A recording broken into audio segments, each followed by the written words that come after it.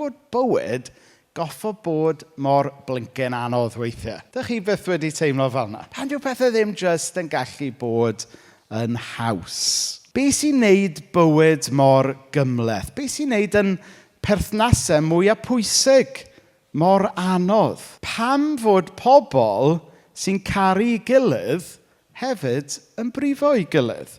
Pam bod yn bwriadau gorau'n ni yn aml yn syrthio yn fyr? Be sy'n esbonio pam fod yna rhywbeth ddim cweit yn iawn yn y byd yma? Wel, mae gan y Beibl air bach o'n pwerus yn disgrifio pam bod bywyd yn teimlo fel gymaint o straen weithiau.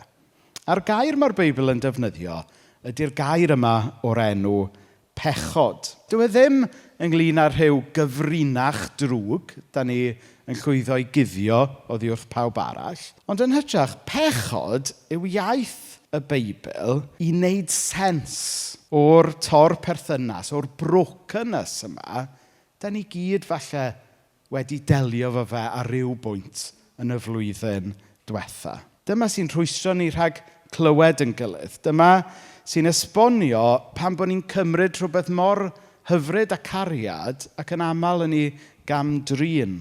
A dyma sy'n dal ni yn ôl rhag bod y person da ni isio bod.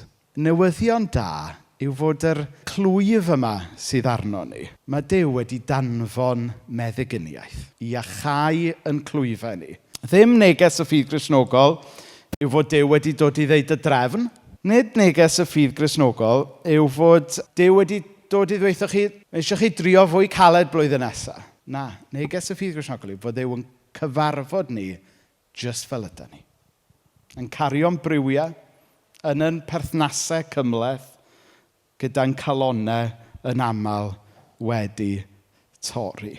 Neges y Nadolig yw fod Duw wedi dod mewn i'r byd, wedi torchi i lewis a cyfarfod ni lle ydyn ni.